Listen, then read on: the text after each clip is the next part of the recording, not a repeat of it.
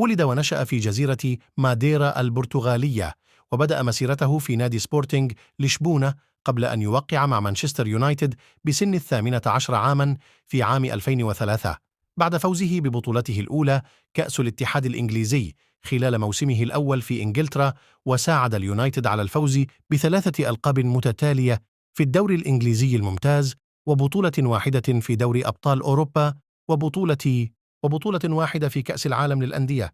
وفي سن 23 حصل على جائزة الكرة الذهبية وجائزة أفضل لاعب كرة قدم في العالم من الفيفا.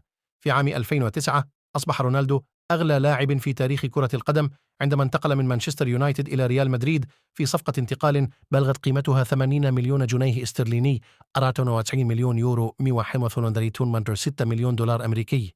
فاز رونالدو معهم ب15 لقبا، من ضمنها لقبين دوري ولقبين كأس و4 ألقاب دوري أبطال أوروبا، وأصبح الهداف التاريخي للنادي.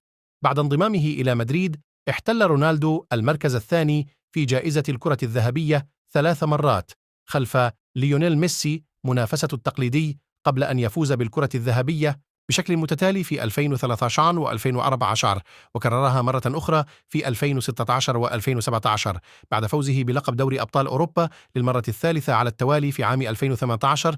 أصبح رونالدو أول لاعب يفوز باللقب 5 مرات في النسخة الحديثة.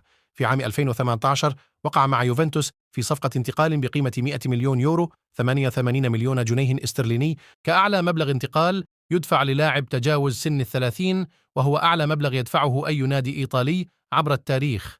فاز بلقبين في الدوري الإيطالي ولقبين في كأس السوبر الإيطالي ولقب في كأس إيطاليا في المواسم الثلاثة له مع النادي، قبل أن يعود إلى مانشستر يونايتد في عام 2022 ثم غادره في عام 2022 بعد إنهاء عقده مع النادي.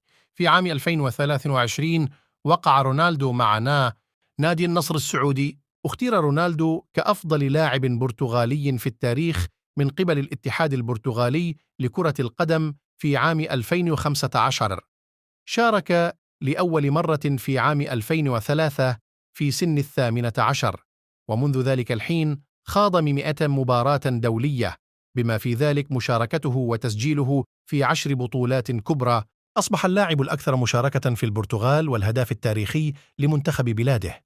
سجل هدفه الدولي الأول في بطولة أوروبا 2004، وساعد البرتغال في الوصول إلى نهائي البطولة. تولى قيادة منتخبه في يوليو 2008، مما أدى إلى فوز البرتغال لأول مرة على الإطلاق في بطولة كبرى، وذلك ببطولة أوروبا 2016، وحصل على الحذاء الفضي كثاني أفضل هداف في البطولة، كما قادهم للفوز في النسخة الافتتاحية من دوري الأوروبية في عام 2019، وحصل لاحقاً على الحذاء الذهبي كأفضل هداف في بطولة أوروبا 2020.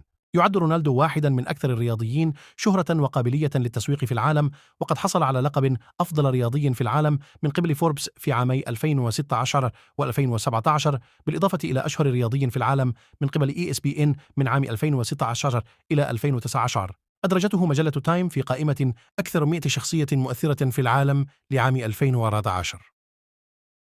يعد رونالدو أول لاعب كرة قدم وكذلك ثالث رياضي يكسب $1,000,000، وهو ما زال يمارس مهنته.